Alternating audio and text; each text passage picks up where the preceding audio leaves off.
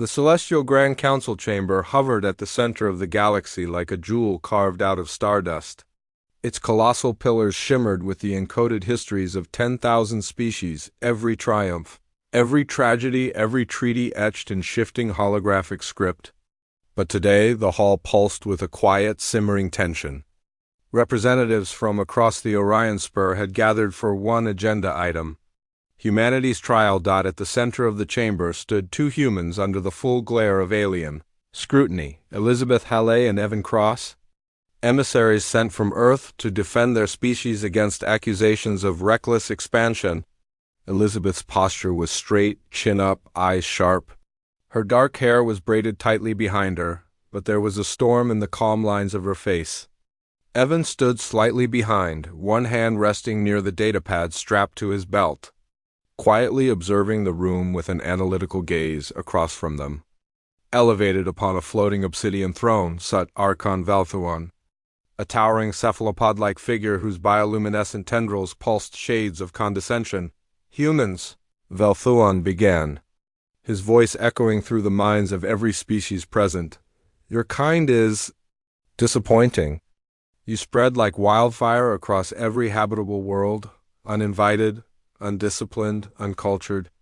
You brawl with death, you devour your planets, and you disrupt galactic harmony with your primitive ambition." Murmurs spread across the chamber. Some aliens nodded. Some hissed in agreement. A few remained unreadable. Evan clenched his jaw but said nothing. Valthuon continued, "We, the Council, consider your species unworthy of coexistence, a threat better contained than permitted to roam the stars. So tell us, little creatures of Earth." His tendrils flared a mocking violet. "Why should you be allowed to remain a spacefaring civilization?" Elizabeth didn't move. Not yet. The Council's representative from the crystalline Vrashi chimed in, voice like ringing glass. "Humanity destroyed two ecosystems in the Kepler sector." A lizard-like Tharn delegate spat. "Your people fought off a pirate fleet with makeshift missiles made from mining equipment." "Barbaric?" A gas cloud sentience added, "You weaponize everything. Even your own desperation." The accusations kept coming, a flood of disdain, cherry-picked incidents twisted into condemnation. Through it all, Elizabeth remained silent, her eyes flicking from speaker to speaker with chilling calm. Finally, Valthuon raised a glowing tendril. "Speak, human woman. Defend your species." Elizabeth inhaled slowly, a quiet, steadying breath. Evan glanced at her. "Liz." "Don't let them bait you." But she wasn't being baited. She was choosing her moment. When Elizabeth stepped forward, the chamber grew silent. Not because she was intimidating, she wasn't. Not by size, not by posture, but by sheer presence, like the quiet before a star ignites. When she spoke, her voice was low, steady, almost conversational. "You want to know why humanity deserves a place in the galaxy?" No one answered. Elizabeth raised her hand, and with absolute, unshakable confidence, she lifted a single finger. Not that finger, though half the Council clearly thought so and recoiled in offense, but simply her index finger, held upright. "One," Elizabeth said. "Just one reason." Her voice echoed across the chamber, carried by hidden strength. "You insult us for being reckless. You mock us for our breakneck growth. You belittle us because we're loud, stubborn, messy, and unafraid to defy the odds." Her finger remained raised like a spear. "But let me tell you what this one finger means." A ripple of confusion passed through the alien delegates. Elizabeth pointed the finger upward. "Humanity struggles. Always has. Our world tried to kill us before we could crawl. Our early civilizations fell again and again. Our skies burned, our seas rose, our lands shifted. We faced extinction more times than your Council has met in its entire existence." Her gaze hardened, but every time, every single time, we got back up. Evan felt a chill run down his spine. He had seen Elizabeth speak before, but never like this. She continued, "You call us reckless. No, we adapt. We endure, we innovate.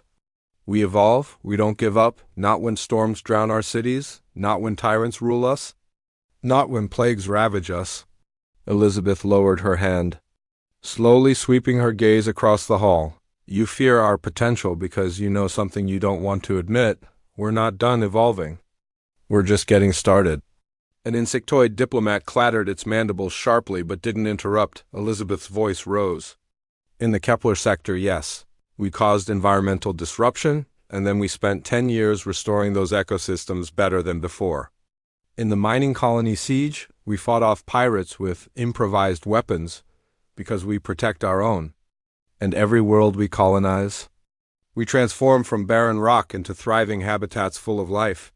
A holographic screen flickered on behind her. Evan had triggered it silently. Images filled the air, forests grown by human terraformers. Alien children attending human schools, colonies rescued from disasters by human fleets. Medical breakthroughs shared freely across species. Elizabeth didn't turn to look. She didn't need to. Humanity never enters the galaxy asking what others can give us, she said. We ask, what can we build together? Velthuan's tendrils flickered uneasily. Elizabeth smiled thinly. You insult us because we don't fit your mold. Because we don't bow. Because we don't break the way you expect. She stepped closer to the council podium. But here's the truth. Humanity is not a threat because we are violent. Her voice dropped to a razor's whisper. Humanity is a threat because we are unimpressed by fear. Silence. Absolute. Profound silence. Evan watched the alien delegates, each one struggling to process the raw conviction of a species that refused to kneel. Elizabeth raised that single finger once more. This, she said, is the number of times humanity needs to be underestimated before it becomes your greatest mistake. The chamber trembled, not physically but emotionally.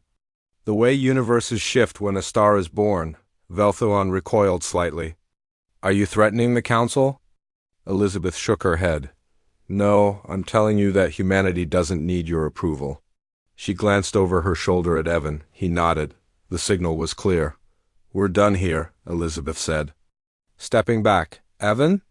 He tapped his datapad. The hologram vanished. Their transport coordinates locked. In the heartbeat before they teleported out. Elizabeth spoke one last line. Humanity doesn't rise because others allow it. Humanity rises because that's what humans do. And with a flash of light, they were gone. The council chamber remained silent long after the humans' departure. Silent and afraid because for the first time they understood humanity wasn't a problem. Humanity was a promise, one the galaxy could no longer ignore.